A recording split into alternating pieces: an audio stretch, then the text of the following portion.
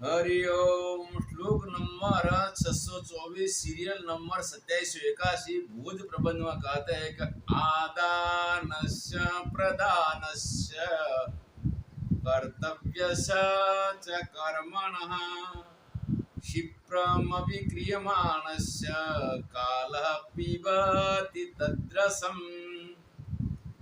आदान प्रदान कहते हैं लेना देना, और कर्तव्य जो कर्म है, इन कार्यों को जल्दी करना चाहिए, इसमें प्रमाद नहीं करना चाहिए। क्योंकि प्रमाद करने से काल वह प्रतीक्षा नहीं करता। काल प्रतीक्षा नहीं करता, और साथ साथ समय के साथ वो कभी भी कोई चीज के लिए हमें अवकाश नहीं देता कि इतना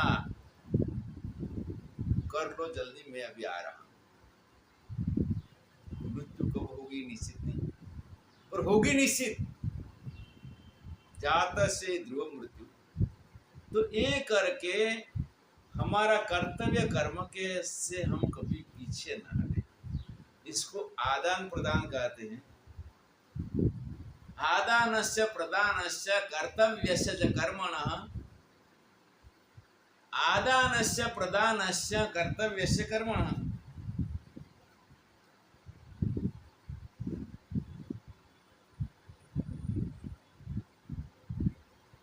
क्षिप्रम अभिक्रियमाणस्य। क्षिप्रम मतलब जल्दी करने वाला, जल्दी से जल्दी कर लेना चाहिए, क्योंकि समय किसी की राह नहीं देखता। श्लोक नंबर 625, सीरियल नंबर 2782।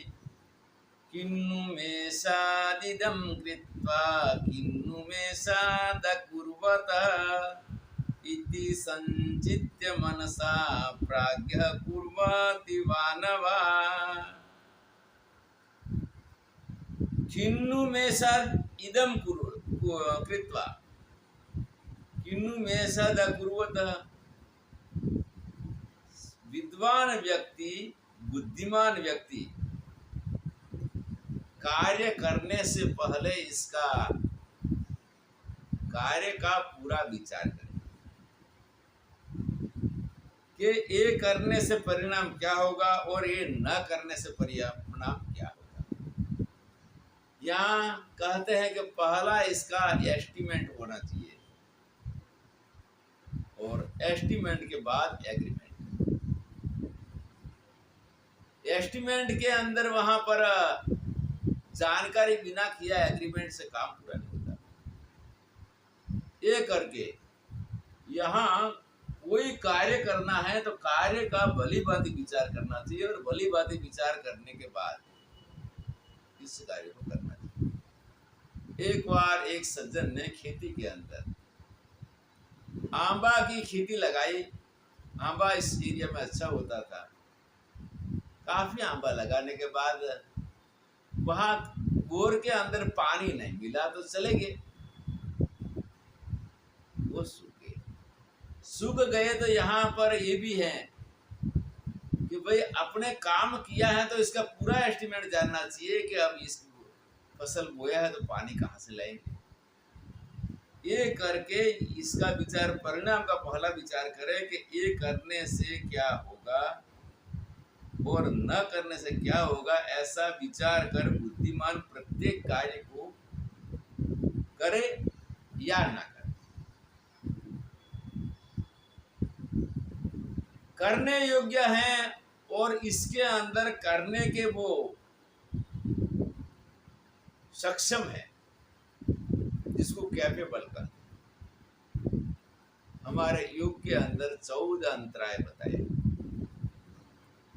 वैसे अन्य कोई कार्य के लिए हर व्यक्ति हर कार्य को नहीं कर सकता, अमुक लोग ही कर सकते हैं। ये करके करना और न करने का विचार करके व्यक्ति कार्य में प्रवृत्त। श्लोक नंबर 626, सीरियल नंबर 2783, भोज प्रबंध में कहते हैं, देहे पाती निकारक्षाय सुरक्षम पातवत् नर पातीत कायोपि यश कायेन जीवति।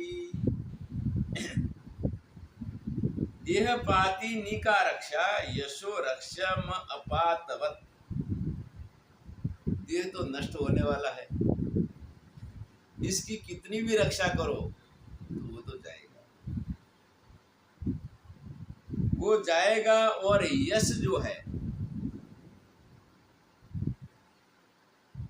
यश कभी नष्ट नहीं होता। देह जाएगा और यश नष्ट नहीं होता। तो इसीलिए हमारा शरीर जो है, वो शरीर की जो नर पाती तक आयो भी, शरीर तो जाएगा, कितना भी पूरे विश्व की औषधि द्वारा वो तो रहेगा नहीं। और इसका कर्तव्य कर्म और यश, सत्कार्य करने वाला का कार्य इसके साथ परलोक में सहायता करेंगे, और बिना मांगा यश लंबा समय रहेगा। इसीलिए देह की ज्यादा परवाह किया बिना अपना कर्तव्य कर्म को अंदर प्राण रखे सावधानी पूर्वक कर्म किया करें।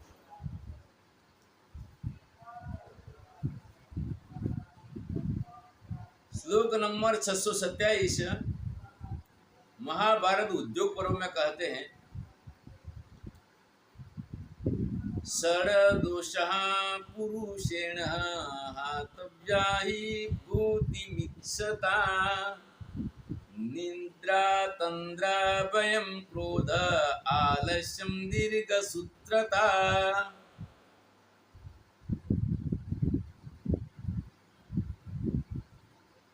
6 प्रकार के दोष महाभारत के उद्योग पर्व में बताए हैं, और वो छोड़ देना चाहिए। इसमें अंतर्मुख बनकर वो विचार करे कि मेरे अंदर कौन कौन से दोष हैं। प्रथम बताया निद्रा। निद्रा 7 घंटे से ज्यादा न हो, और इस निद्रा को जीतने के लिए एक तो प्राणायाम है, और दूसरा ये भी है, प्राणायाम के अलावा परिमित भोजन। अधिक जो भोजन की मात्रा होगी तो इतनी निद्रा ज्यादा आएगी, और वो अधिक भोजन कर सकते हैं जिनको लगातार सख्त काम करना है। फिर तंद्रा। निद्रा और तंद्रा में अंतर क्या है? तंद्रा इसको कहते हैं कि नींद से जगने के बाद में भी आलस बनी रहती है, व्यक्ति ध्यान करना चाहे तो ध्यान नहीं लगता, ध्यान नहीं लगता है और आलस बनी रहती है, इसको कहते हैं तंद्रा। तो तंद्रा को दूर करने के लिए क्या करना है कि निद्रा से उठकर ध्यान भजन के लिए स्नान अति श्रेष्ठ उपाय है। अगर 2 बार या 3 बार भी स्नान कर लिया जाए, 4 बार भी तो कोई बात नहीं, लेकिन एक बात है, स्नान करना कैसे, ये तो जैनों से सीखना पड़ेगा। जैन संत स्नान नहीं करते, पानी में जीवात बहुत है, मैं भी मानता हूँ। और कपड़ा धुआ हुआ पानी भी, कम पानी से कपड़ा धोता हूँ, और वो भी टॉयलेट में उपयोग करता हूँ। 3-4 बार स्नान करने वाला व्यक्ति कम से कम पानी से स्नान करे, मैल न रखे, लेकिन लगातार ऊपर से ऊपर ढूंढता न रहे। तो ऐसे करके वहां पर तंद्रा को हटाने के लिए प्राणायाम भी है, खाली पेट में होगा, और स्नान है। फिर इसके बाद आता है भयम, डर। तो भय इसको होता है कि व्यक्ति व्यवहार के अंदर कोई अनुचित कार्य किया, व्यवहार के अंदर जिसने अनुचित कार्य किया हो या सरकारी अपराध किया हो या फिर कोई वहां पर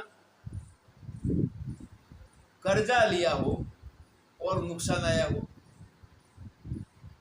तो प्रथम तो ये हम कहा है कि भाई सोच के कार्य करना चाहिए, भय कभी नहीं रखना चाहिए, क्योंकि भय में शरीर तो जाएगा, लेकिन शरीर के द्वारा सत्कार्य करेंगे तो भगवान ने कहा है कि मैं बिना बुलाए अभिज्ञात मित्र, श्रीमद् भागवत के अंदर भगवान अभिज्ञात मित्र, अभिज्ञात मित्र इसको कहते हैं कि मित्र को बुलाने पर काम करेगा या मित्र को ज्ञान होने पर सहायता में आएगा, पर परमात्मा तो सर्वत्र व्याप्त है, वो तुरंत सहायता में आएंगे। बलम बल बता चाहम काम राग विरजितम, ये करके इसी विवेक के द्वारा भगवान पर विश्वास रखे पैसे ऊपर उठे।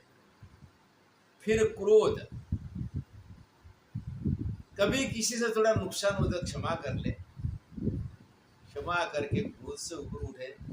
और ज्यादा क्रोध अगर आ जाए तो इसमें प्रतिपक्षी भावना, मित्रता की भावना, मित्र का भावना कर और भगवान के भजन में लगा रहे, ज्ञान ध्यान विवेक विचार के द्वारा क्रोध को हटाए।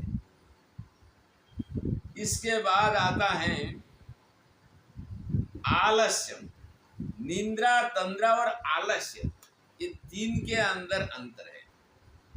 निद्रा तो वहां पर जागृत अवस्था नहीं होती, सुषुप्ति अवस्था को निद्रा कहते हैं। तो यहाँ पर कई स्वप्न भी लक्षणा से इसके साथ है। मुर्गी अवस्था के अंदर बाहर के हमारे कमरे के अंदर कहाँ भी सोए होते तो आसपास का ख्याल नहीं रहता। इसके बाद तंद्रा इसको कहते हैं कि जगने के बाद भी वहां शरीर भारी रहता है और वहां पर उबासा बार बार आ रहा है, फिर भी सोने की इच्छा करता है, सोने पर भी नींद आती, तंद्रा बनी रहती है। और चौथा आलस इसको कहते हैं कि व्यक्ति कार्य करने के लिए आलसी बन जाता है। जैसे वहां पर इसको जाग आ गई है, सर्दी की मौसम है, सर्दी के मौसम के अंदर हर व्यक्ति के पास गीजर नहीं है। जाग आने के बाद सर्दी की मौसम के अंदर भी व्यक्ति जगता जगता करवट बदल रहा है, पर उठ के स्नान नहीं करता और न ध्यान भजन करता है, और भी कोई कार्य करना, अरे होता है होता है होता है ऐसा ही विचार कर रहा है, इसको कहते हैं आलस। जो कार्य तत्काल करने का कार्यरत रहना चाहिए, इसके जगह में बीच में थोड़ा प्रमाद कर देता है, इसका नाम आलस। ये आलस भी वास्तव के अंदर बहुत बड़ा दुश्मन है और अपनी आत्म कल्याण के लिए आलस से दूर हटे। और फिर दीर्घ सूत्रता, दीर्घ सूत्रता मतलब होता है शेख चिल्ली के विचार। ये बहुत लंबी कहानी है। शेख चिल्ली मन से ही मन अपना एक साम्राज्य बना देता था बैठे बैठे, और वो विसर्जन हो जाता। तो दीर्घ सूत्रता के लिए, मनोराज्य से ऊपर उठने के लिए योगाभ्यासरत रहे। सतु दीर्घ काल नैरेंद्र सत्करा से तो दृढ़ हुई, ये करके दीर्घ सूत्रा से ऊपर उठे। 6 वस्तु बताई, 6 के अंदर निद्रा, तंद्रा, भय, क्रोध, आलस्य और दीर्घ सूत्रा। ऐसे दोषों को प्रथम देखिए कि मेरे अंदर ये दोष कितने हैं, कितने हो और कैसे मुझे इसको दूर करना है। श्लोक नंबर 628, सीरियल नंबर 2787 मनुस्मृति में कहते हैं, अनारोग्यम अनायुष्यम स्वर्गस्याति भोजनम अपुण्य लोक विद्विष्टा तस्मात् तत्परिवर्जयेत्। आगे और भी छोड़ने की बात, ये 6 दोष की बात कहा, तो आगे क्या क्या छोड़ना है? अनारोग्य मनायुष्य स्वर्गं चादि भोजनम, बहुत भोजन करने से। बहुत भोजन एक अजीर्ण रूप, अजीर्ण रूप भोजन ये कहते हैं कि खाने के बाद वो पीड़ा का अनुभव करता है, अपने पेट में जगह से ज्यादा खा लिया। और कई बार ऐसे भी लोग हमने देखे कि खाने के बाद जब दूसरे घर चले गए और कुछ बचा हुआ था, वहां कोई अच्छी आइटम बनी थी, अच्छी आइटम बनी थी, उन्होंने आग्रह किया कि भैया बहुत अच्छी आइटम है, वहां भी खा लिया। घर पे तो तृप्ति होने के बाद निकले, वहां भी खा लिया। तो इसको कहते अति भोजन। और फिर कई लोग कहते हैं कि मैं थोड़ा सा खाते हैं, थोड़ा सा खाते, लेकिन दिन के अंदर 3 बार खा लेते, सुबह नाश्ता, दोपहर का भोजन, शाम का भोजन, बीच में चाय, और फिर भी बीच में फ्रूट आ गया तो फ्रूट भी खा लिया। बोले कि हम तो थोड़ा सा खाते हैं। अब डायबिटीज, ब्लड प्रेशर को वो नियंत्रण दे देते हैं। तो यहाँ कहते हैं कि यहाँ कहते हैं कि बहुत भोजन करने से कितनी वहां नुकसान होता है। बहुत भोजन एक साथ में और बार बार में। यति के लिए भोजन एक बार अजीर्ण रहित बताया है। अजीर्ण रहित यदि एक ही बार भोजन करे तो ये रोग भी नहीं होगा। तो यहाँ कहते हैं अनारोग्य, तो स्वास्थ्य ठीक नहीं रहना, फिर आयुष भी इतना कम होना, क्योंकि जीवन भर के लिए शरीर वृद्धावस्था में, जो युवावस्था में भोजन करता था और पचाता था, इतना नहीं पचा सकता। इसके बाद इस शरीर के द्वारा हमारा जो किया हुआ कर्म है, हमें परलोक में अच्छा फल देंगे। तो ये करके वहाँ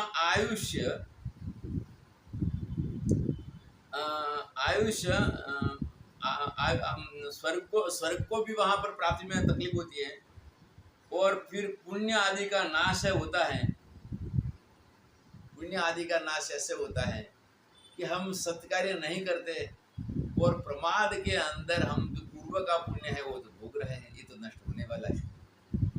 तो ये करके ये अति भोजन, बारंबार भोजन, और व्यक्ति के लिए संयम प्रदान है। ज्ञान पढ़ने के बाद या पढ़ते समय अगर किसी ने अच्छी विद्वता प्राप्त कर ली और सामाजिक क्षेत्र के अंदर जाने के बाद में अगर इसका भोजन पर संयम नहीं रहा तो वहाँ वो ज्ञान काम नहीं करेगा। जैसे गीता के अंदर ज्ञान के अधिकारी का 3 लक्षण बताए। श्रद्धावानम लभते ज्ञानम, तत्परः संयतेन्द्रिय। श्रद्धा तो सभी की होती है, लेकिन तत्परता और संयतेन्द्रिय, जितेंद्रिय और तत्परता, तभी वो ज्ञान को प्राप्त कर पाएगा। ये करके वहां इस प्रकार हमारे लिए अति भोजन हानि करता है। और इसके बाद फिर भी वो इनडाइजेस्ट, ये दूसरा है। अजीर्ण अलग है, इनडाइजेस्ट अलग है। इनडाइजेस्ट होने के बाद 4 रोग बनते हैं: शुगर, कोलेस्ट्रॉल, बीपी और हार्ट अटैक। और कई तो पहले अटैक में चले गए। युवावस्था में भी ऐसा हो गया। ये अति भोजन का ये परिणाम है। हरिओम तत्सत।